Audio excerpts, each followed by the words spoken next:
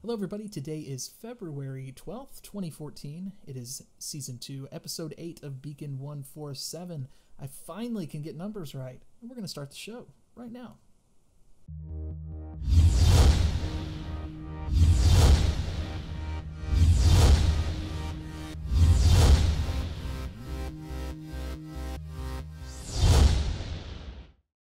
Hello, everybody. Welcome back to another exciting episode of Beacon 147.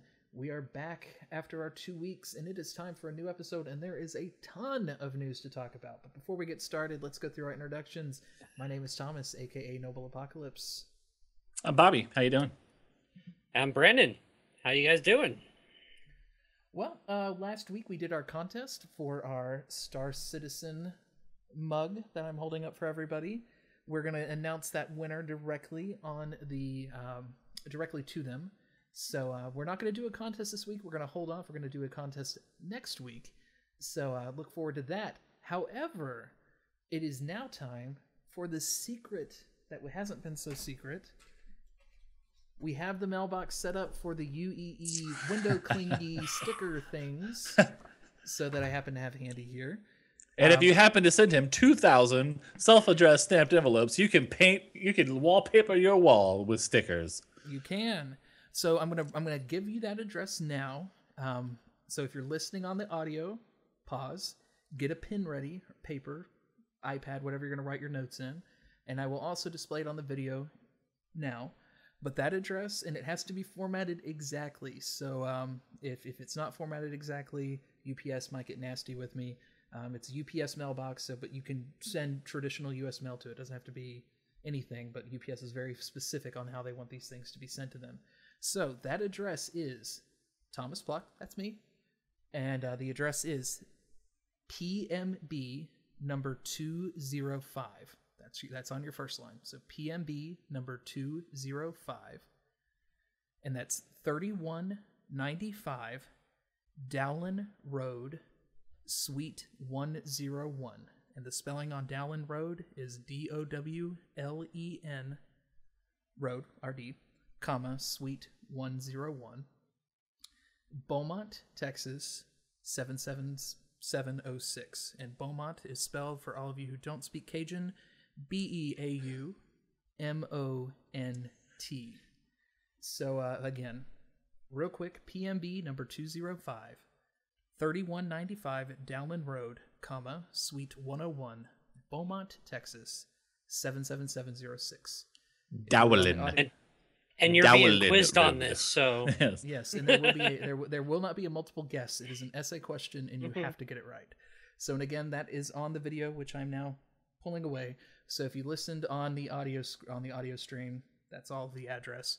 And if you need a little bit more confirmation, just check out the video stream on the YouTubes or in your podcast video viewing service of choice. So, but Thomas, what's a self-addressed stamped envelope? A self-addressed stamped envelope is an envelope that has postage on it and your address as the recipient.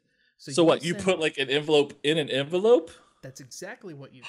Oh. But if you don't include postage on that envelope, unfortunately, I won't be able to return your sticker to you. You might get some prank mail, but you know. Yeah, everyone who sends in that self-addressed stamped envelope, and the reason why this looks negative on your screen is because it is in fact a window cling, so it's more. It's sticky on. It looks right when it's on.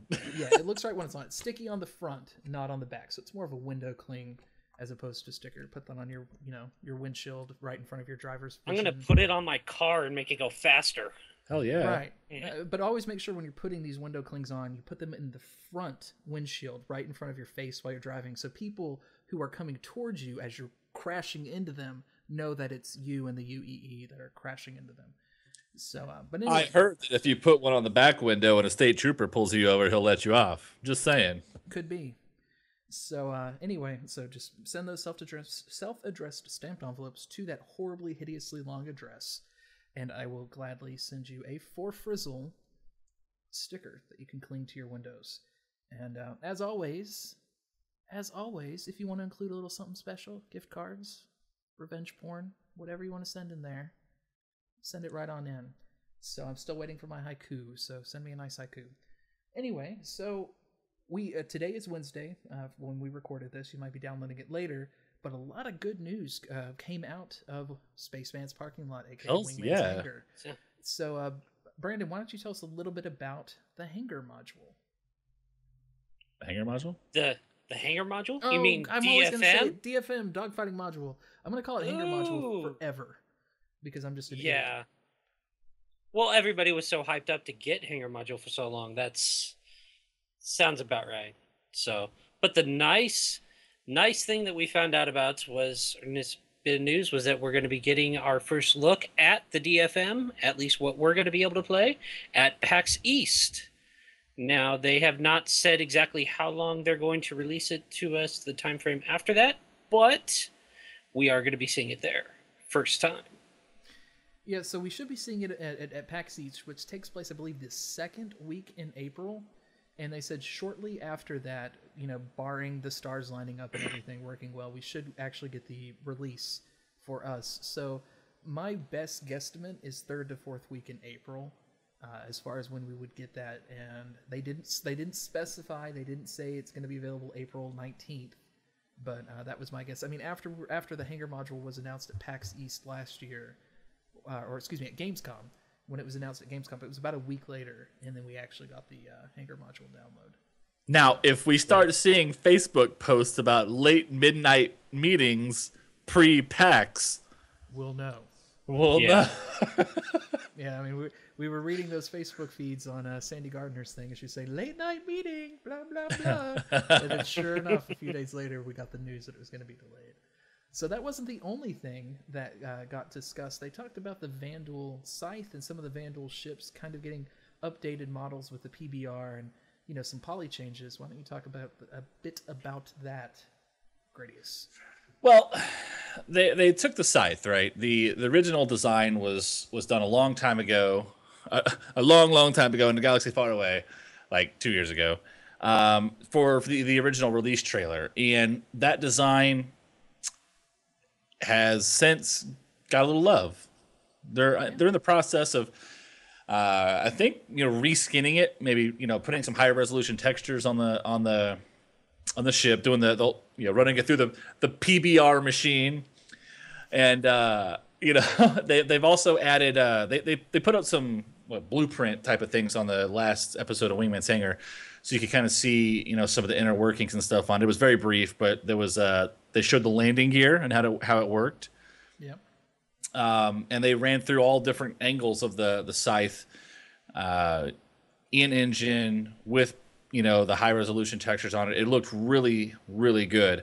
But they're in the process right now of having to figure out how the heck they're going to get humans in the darn thing, because it's designed for 8 foot tall crazy alien people, and that was actually talked a little bit in the latest Jump Point magazine about how the humans get in there. So if subscribers have that, definitely take a look. It's interesting stuff. But Gradius, what did you think of the new cockpit design, the glass layout? I thought that was actually a lot more. Well, when I saw the Scythe, it looks mean, man. It's small. Well, it looks small. That's what she said. Couldn't resist. It looks small, agile. I mean, it looks like it could just freaking slice through anything, But I was thinking about it. I was telling Thomas about this earlier. I kind of feel like I could throw a rock at the thing and then just disable the whole damn ship. From the glass cockpit shattering to the wing breaking off. Yeah, like, the wing looks like it. I mean, it's so razor sharp, I could throw a rock and look, it's shattered, But of course, that's not what it's going to be like. But well, maybe, I don't know. But I don't know. It looks weak but fast. It looks like a gnome mage. It's got all of the power to be super powerful and super fast, but you But know, it's that Itty big. bitty It's living space. that tall. but if you put a twig in front of it, it's going to fall down and kill itself. It's that tall, has a mustache, and has the most annoying voice you'll ever hear in your entire life. No, I know that we've mentioned a couple times we've mentioned PBR, and we really haven't described what that is. And they do a nice job of explaining on the video on the Wingman's Hangar of how PBR will work.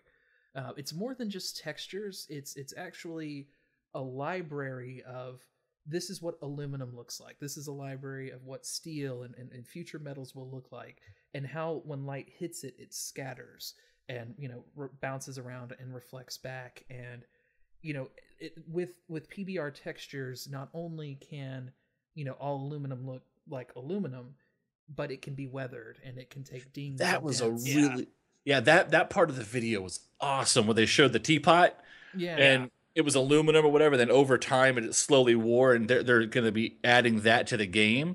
Yeah. So that kind of makes me wonder, man, if we're going to be flying our ships around, even though we don't take damage from gunfire or anything like that, I wonder if our ships are going to have to go through a ship wash every once in a while, right? You know what I mean? Almost definitely, you think you would need that.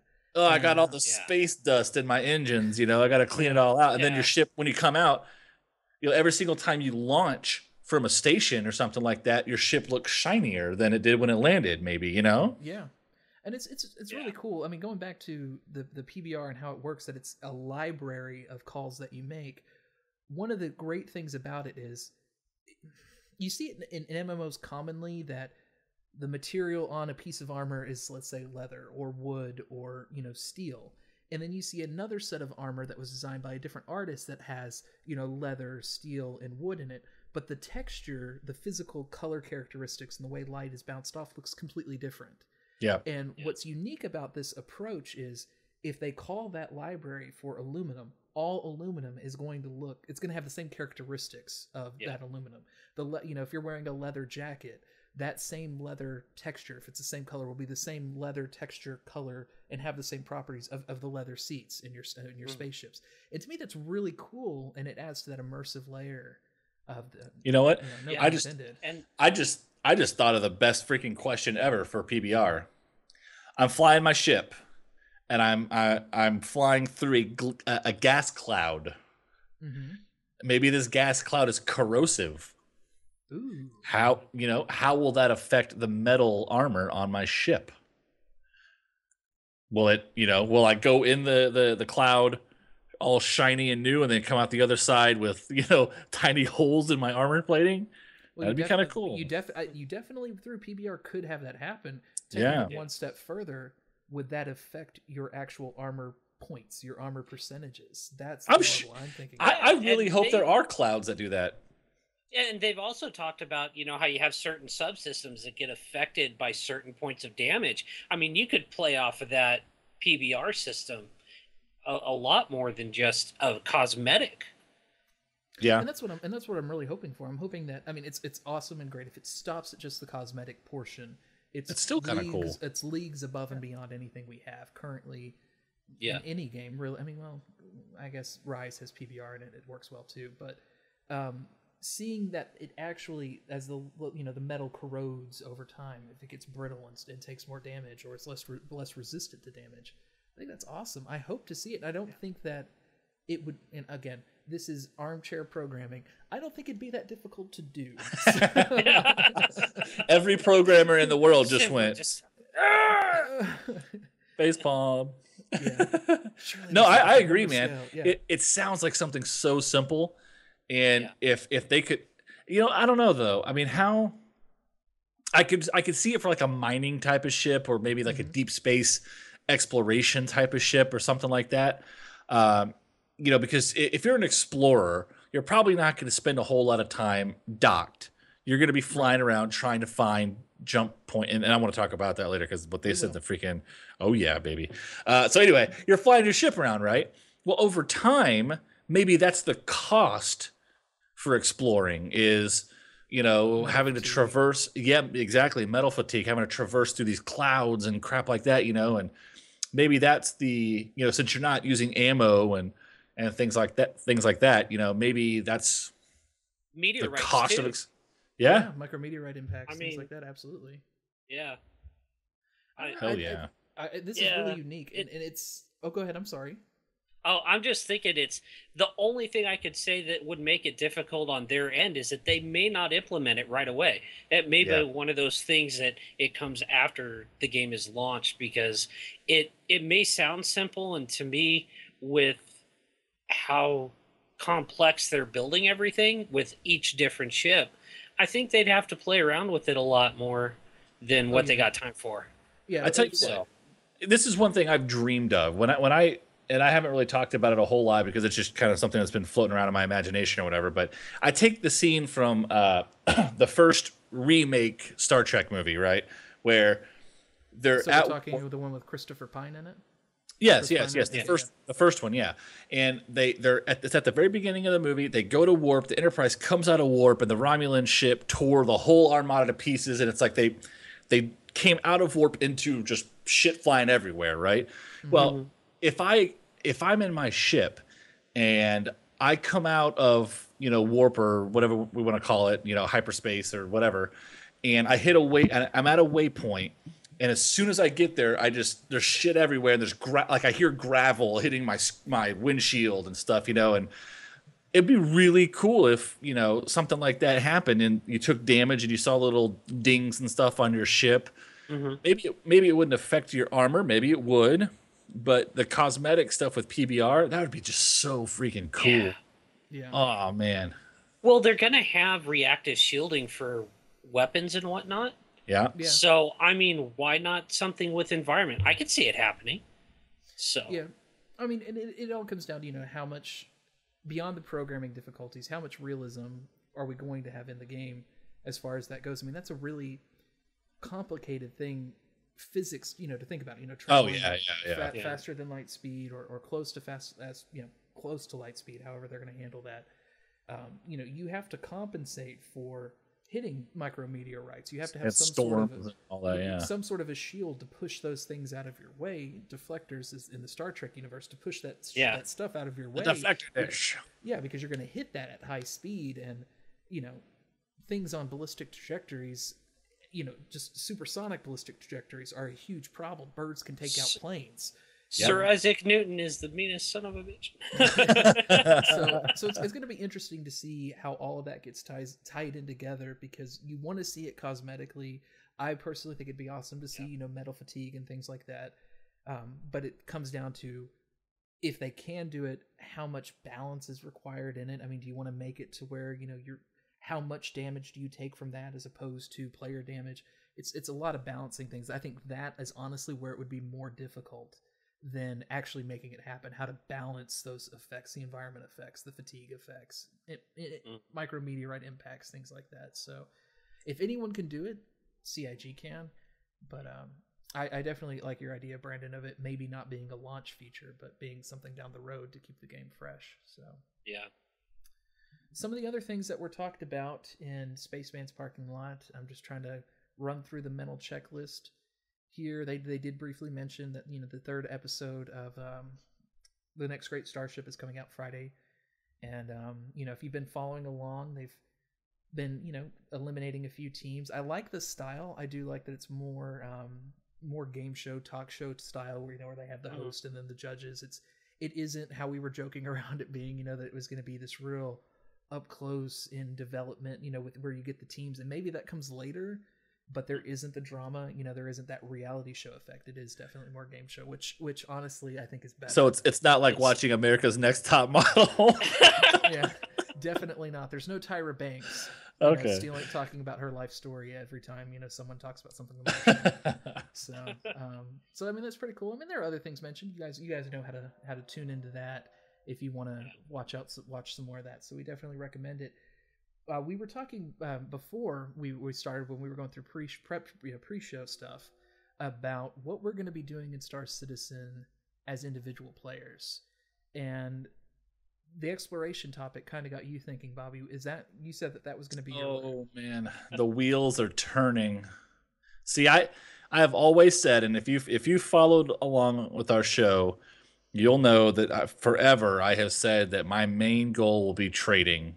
And after hearing Rob Irving talk about exploration today, that has changed grossly to exploration. He was talking today, and this is something that I did not know. It may have been floating around on the internet, but I don't read every little detail of every little thing, and kind of like to be surprised about a couple things. And today I was surprised.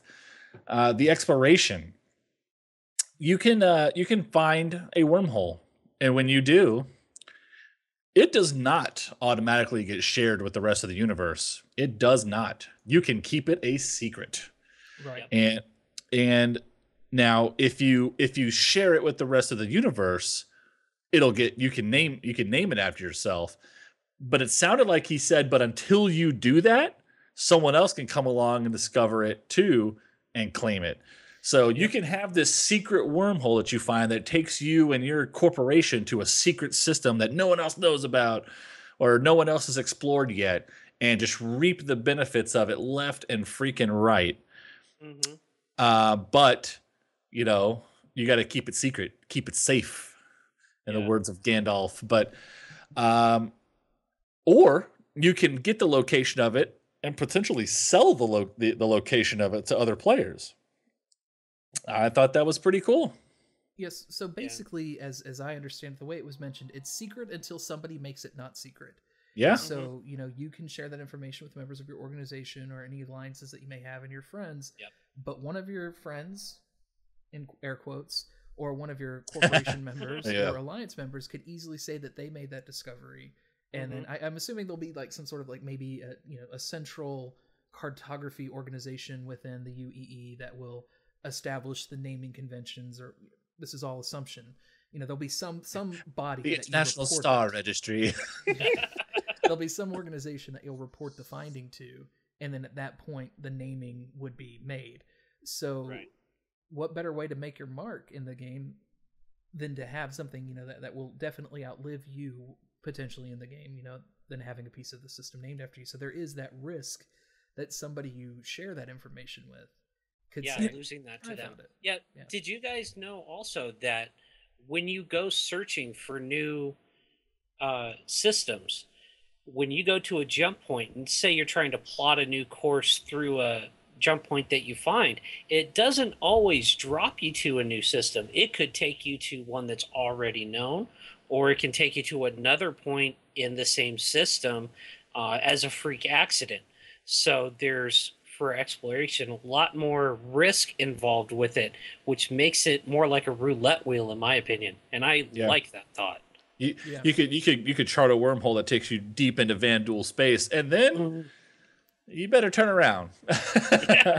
But yeah, exactly. But it's one of those things where I love it because I'm a subscriber, okay, and when I didn't pre-purchase the 12-month thing, so I don't quite have it yet. But when I hit 12 months, one of the perks was to have an NPC or a character somewhere in the game with your name.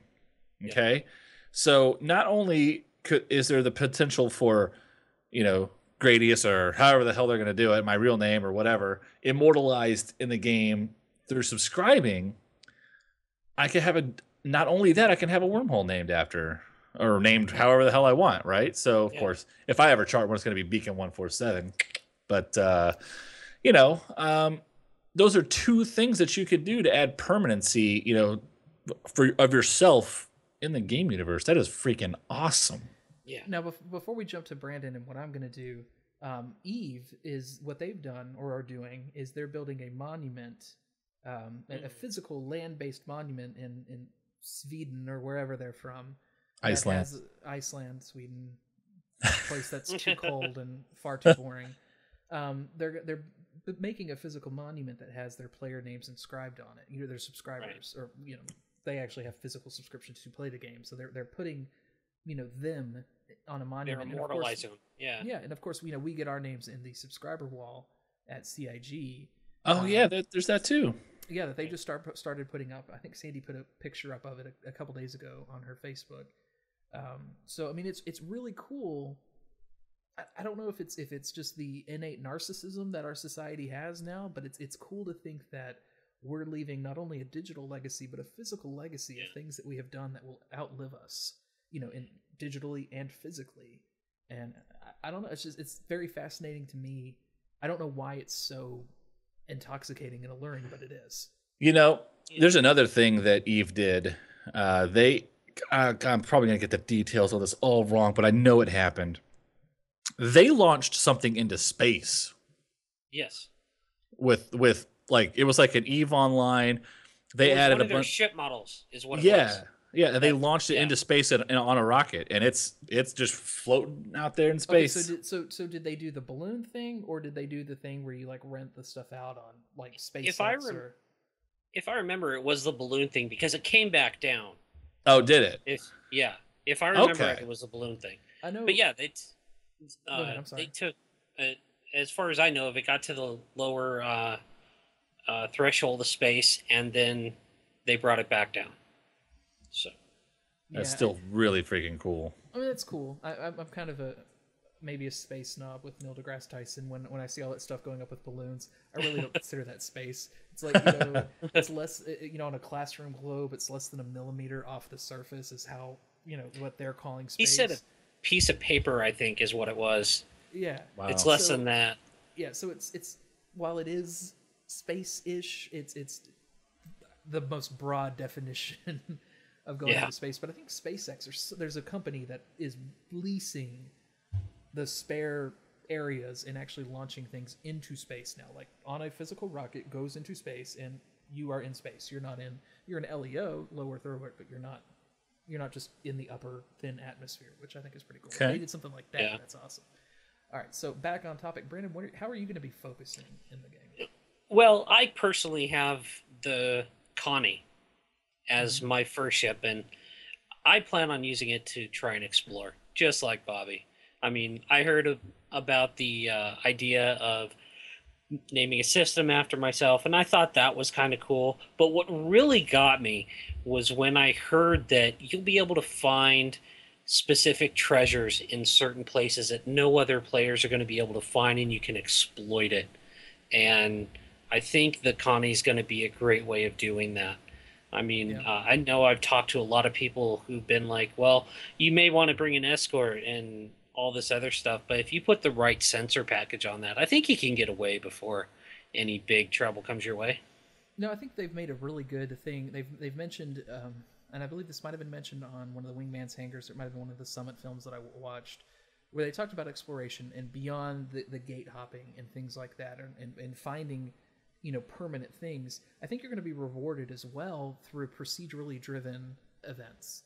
So you might not find a wormhole, but there'll be enough of, you might find an asteroid field or an area in which you can mine that is procedurally there just while you're there, and when you leave it might go away. So I think there's enough of a carrot to keep people enticed to explore, because there's only going to be a limited number of jump points. I mean, it is hey, I found an asteroid field that's got really good minerals in this system, but if I leave, it's going to go away. So guys, hurry up! All the miners, get here quick. You know. Yeah. But going back to my point, though, there's only going to be a certain number of jump points that can be found, whether it's 100 or 1,000,000. That's it, and I doubt there'll be 1,000,000.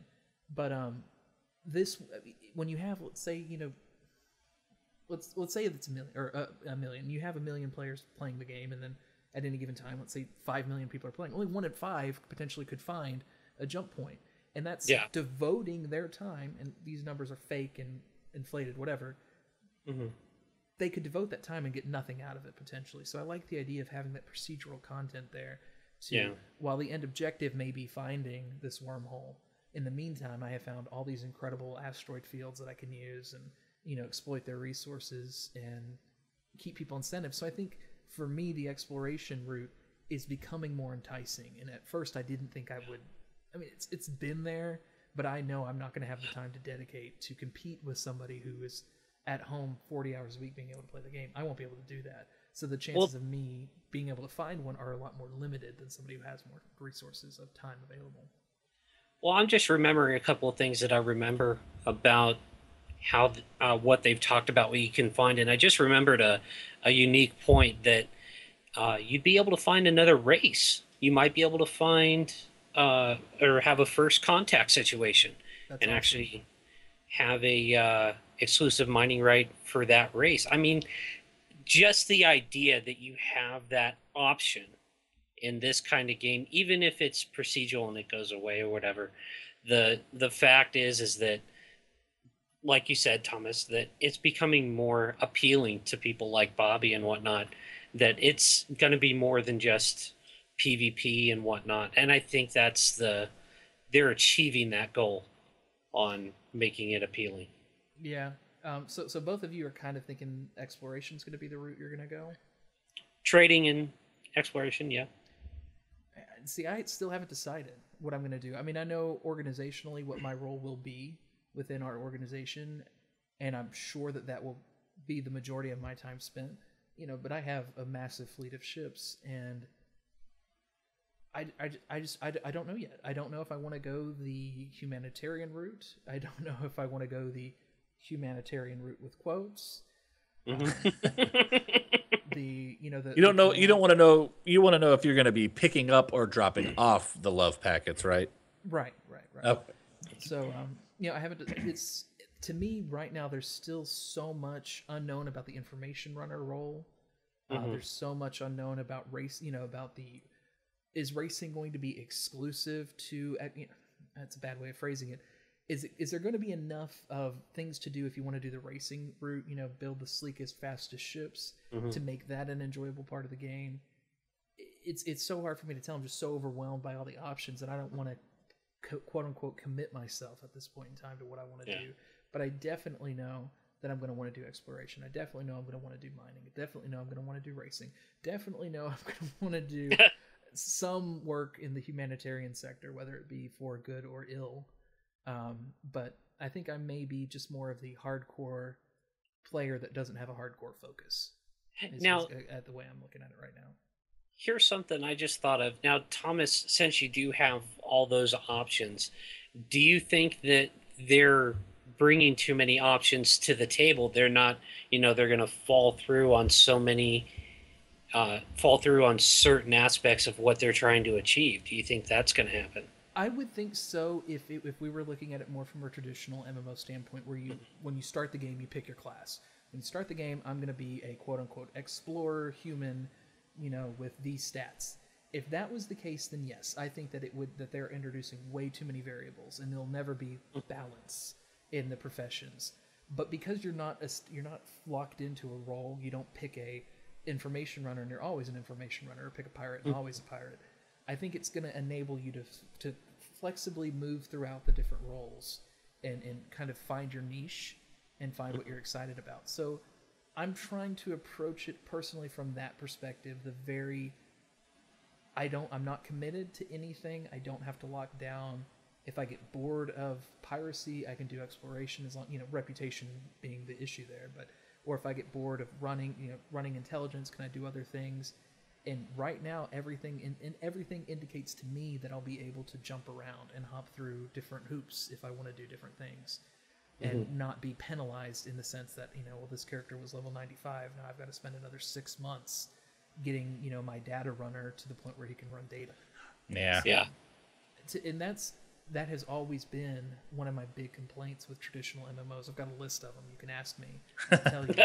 But that's always been one of my concerns is, well, what if I want to play a tanky class, so I have to pick a character that can be a tank, and that I'm a number cruncher, so it's got to have the best starting stamina, the best starting this and that. And then you realize, well, shit, the warriors aren't as good as the paladins, so now you got to start all over again. Yeah, I'm glad that we're not, as far as I know right now, and nothing tells me I'm ever going to have to worry about this. I'm glad to know that's never going to be a concern of mine. That if I want to hop through and do different things, there's not going to be that. If I have the ships and I have the skill, I can do it. There's not going to be the building up of, oh gosh, now I've got to spend 16 months mining, I don't know, aluminum, dilithium ore, out of this asteroid belt, so I can do it.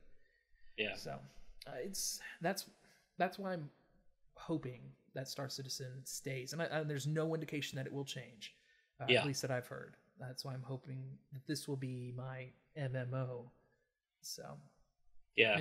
speaking of MMOs, and the fact that this is somewhat of an MMO, do you think that they're going to have a reputation system beyond player reputation and beyond maybe UEE faction? I'm talking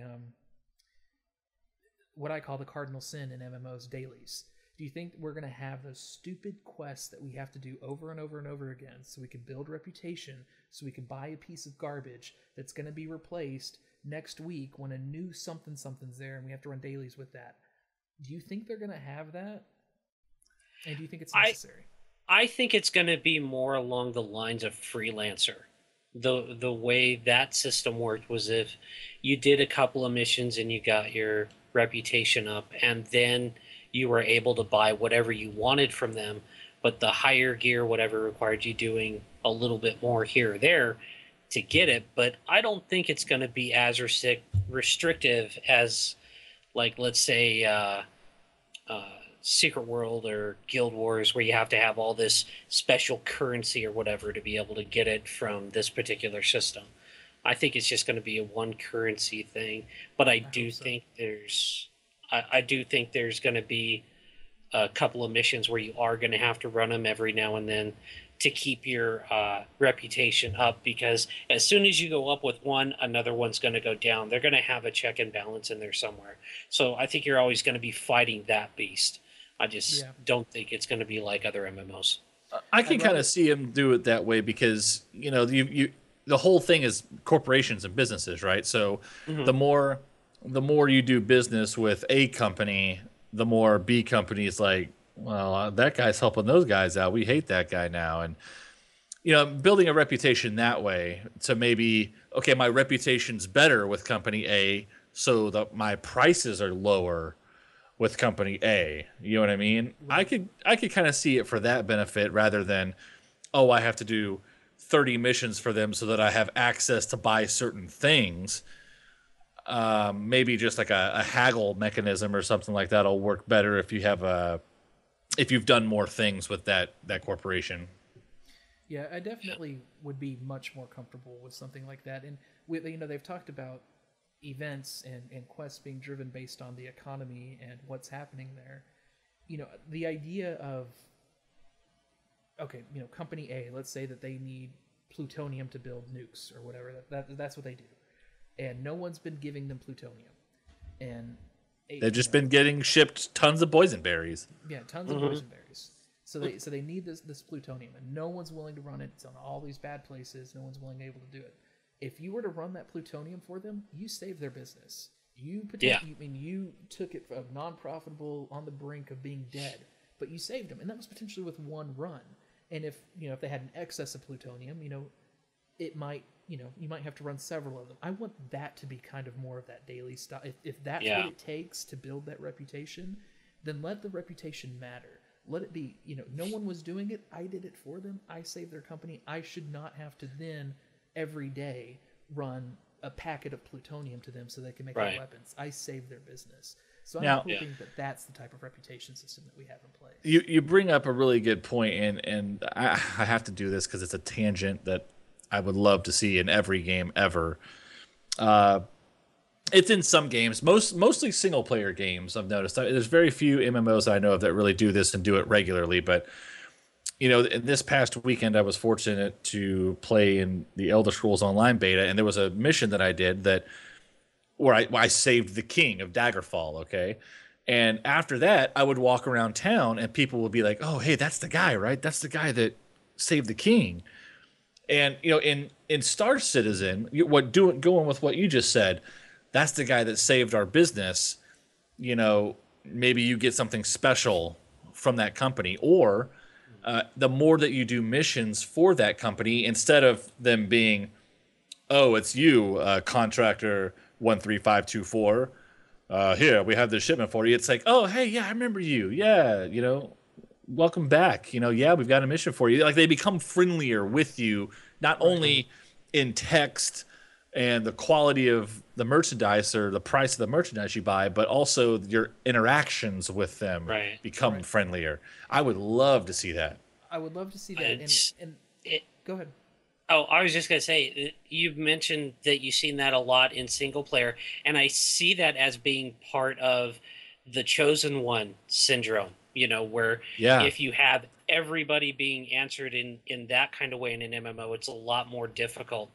But like take Mass Effect, you know, that happened a lot. You do certain things in certain ways, and that would affect how people reacted towards you, and that always felt more personal. And I agree. We're gonna need to see something along those lines to make it more interesting, because there's going to be more than just you doing missions and interacting with other players, either with humanitarian love packets or rescue missions.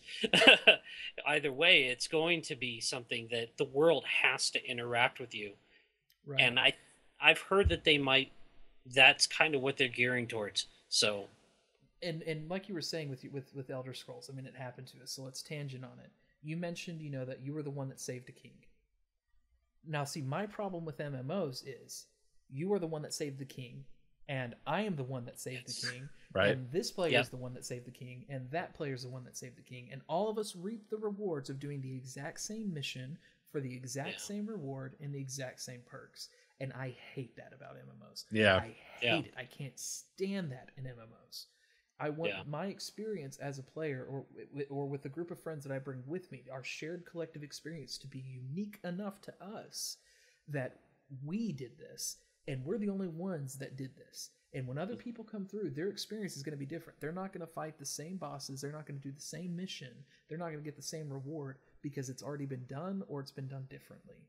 And that to me is the holy grail of questing and interacting in a PvE environment, is having those awesome stories, but without everybody experiencing them in the same way.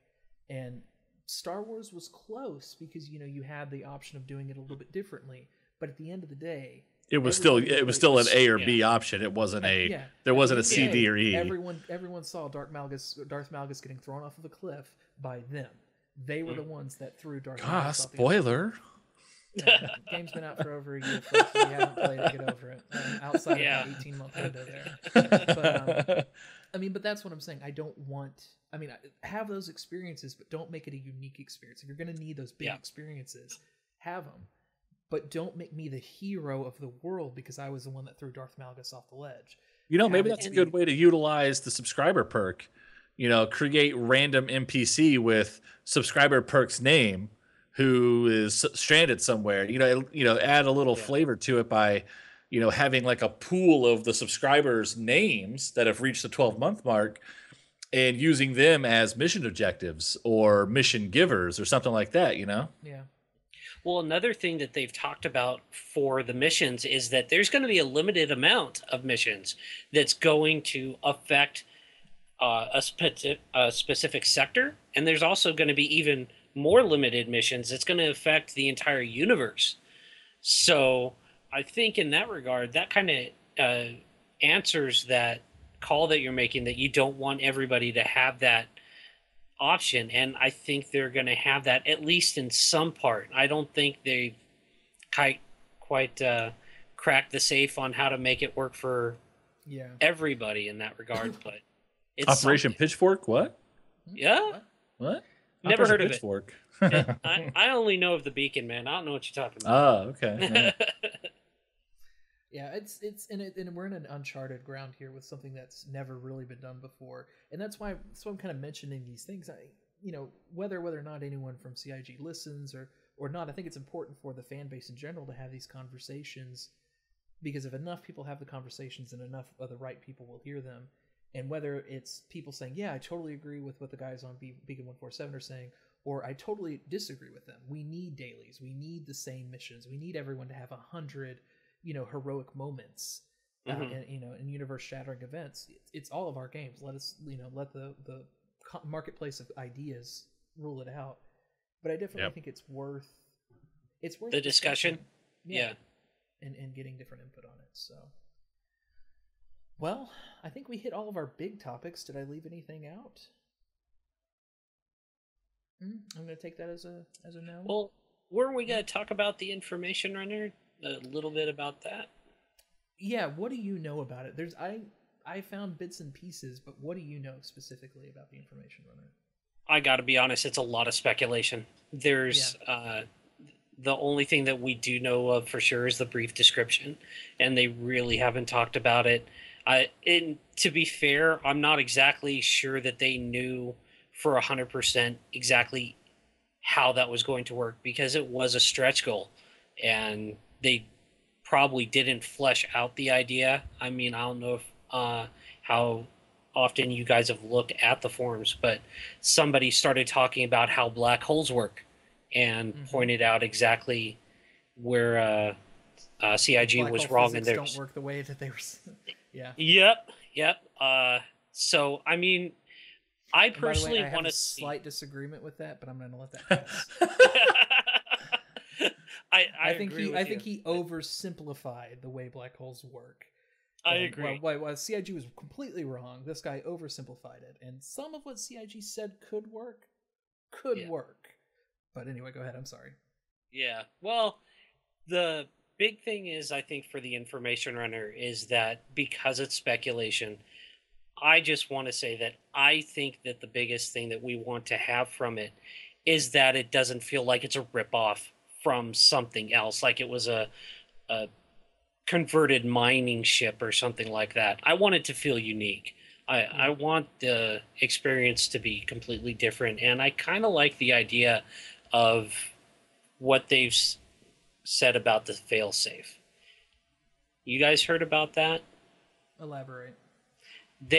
You'd actually have the option to destroy all of the information inside the ship that you're transporting.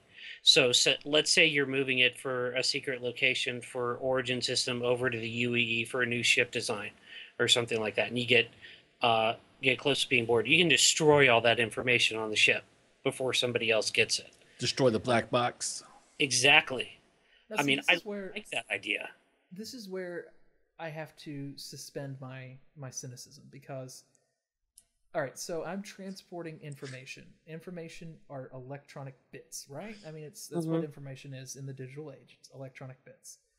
If I can communicate to somebody across interstellar distances with entanglement, even though that wouldn't work, or the Ansible, whatever the magic technology is, why wouldn't I just encrypt that data and send it to them? Why would me physically running the physical bits, or these digital bits there, be any more secure than me using high-level quantum encryption to get that information transferred? Being a part of the armed forces, the first question is how serious do you take your security? I mean, it's just all depends on how secret you want to keep it.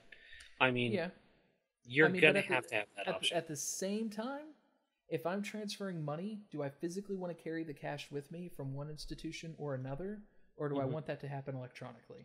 Because one of them is far more likely to be interrupted than the other one, and it's not the electronic transfer of those funds. It's me physically transferring money. What if here's the thing about the current ships and things like that. We've got PvP ships, we've got military ships, we've got trade ships, we've got exploration ships. All of those ships have functions in game and missions designed around them, right? So if they're going to have a mission or an information runner, there's got to be some sort of a mission or a specific aspect of the game that's added around this ship to give it a function, right? Right. So what if it's listening posts or something in the game where they intercepted a transmission, and because they were able to intercept it, obviously security, wireless security in that sector is horrible. Sometimes you just got to have that information delivered by hand. Maybe that's it. Or maybe you just go from listening post to rebroadcast it, but you don't want to rebroadcast it from that system because it's too dangerous or something. Maybe that's what it is. I don't know. I'm just hoping that it's more than me grabbing digital bits, putting them on a digital storage mechanism, and physically taking that physical digital storage mechanism from one area to another, and that being the extent of the mission base, because to me it's just, why not do it? There It'd are be like a better, courier more efficient, mission, right? yeah, there are Yeah. better, more efficient ways of doing it, and I don't want to be a glorified postman. You know? Well, what if, you know, would that actually be the literal information packets if you were transferring data? I mean, like the love packets, would those be the literal love packets? Is this a serious question? I'm a little No. bit lost. Okay. All right, I was lost. Well, we were talking about love packets earlier, and now we're talking about transferring bytes and bits and things like that. Maybe there's some love packets mixed in there. I don't know. Yeah, like I said, I just don't want the information runner to be a glorified postman. I like the idea that you guys mentioned, you know, maybe going into a listening base and hacking it and kind of, you know, trying to maybe find out where information is going from one area to another and trying to, you know, hack the system a little bit. That's far more interesting to me than delivering post messages. We talked about it earlier, you know, about the naming a system or whatever. What if you're trying to get system information secretly to have something named after you? I mean, that's just another scenario. And there's a lot of post-mishy kind of that probably is going to happen. That makes way more sense. That to me would be something that I would... You've nailed something that I would physically want to bring. If I discovered a jump point, and if I were to transmit that, if there were a chance that somebody could retrieve that data without me knowing about it, whereas if I were to physically carry that data to somewhere else with the option to delete it and purge it if I'm boarded, that makes sense. You nailed it. I'm totally okay with being a postman in that case. Yeah. I do think that what you said, it's going to happen a lot of mundane stuff, but there's going to be those times that are going to be, you're going to need it. Well, think about this though. You know, there is the whole universal information system, right? So let's say you do discover a new system, and for that, and it is going to be public knowledge. Maybe the function of an information runner is to keep the rest of the universe updated on new discoveries or new things. And so the missions that you're doing are, you know, hey, this guy found a new waypoint in this system. Be the first one there, you know, to get the to confirm the information and bring it back to us, and we'll update the star charts for everybody else in the game or something like that, right? Mm-hmm. That'd be kind of cool. Yeah, that'd be neat. I think we nailed out some things that would... When I was thinking information runner, I was truly thinking that it was, you know, like transporting documents. Yeah. I mean, not documents, but, you know, digital versions of documents, you know, intelligence and things like that. And just to me, it just seems boring. But you're right, you know, confirming information, being, you know, eyes on the street to confirm what you're receiving is true or not, hacking things, and, you know, delivering super confidential information that you would rather be destroyed than it being intercepted. That all makes sense, and I think that would make information running far more appealing than being a postal courier. We certainly don't need more Kevin Costner on a horse. All right, well, is there anything else, or have we hit the end today? I think that's it. No, we're good. All right, guys, well, thank you for watching. Thank you, Brandon and Bobby, for joining me tonight. This is Thomas, a.k.a. Noble Apocalypse, signing out. Freddie Prinze Jr., I'm out of here. Brandon, a.k.a. Caden, I'm out of here. Catch you guys next time.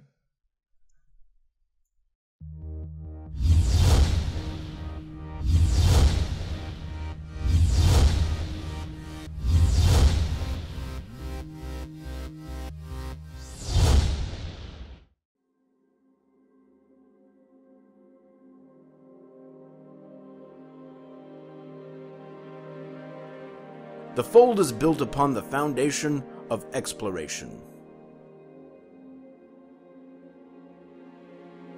We amass the best fleets and ships our credits can buy. As we chart the unknown, we seek new opportunities for trade and commerce. It's our priority to protect our members, our clients, and our investments. We do not run. We do not hide.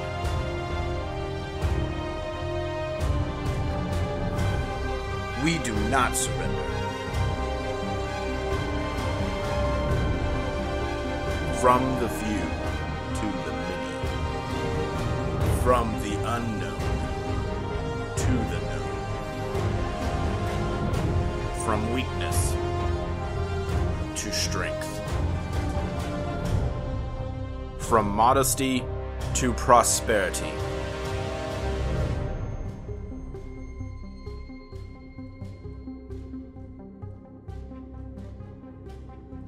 Seek out a representative to enter the fold.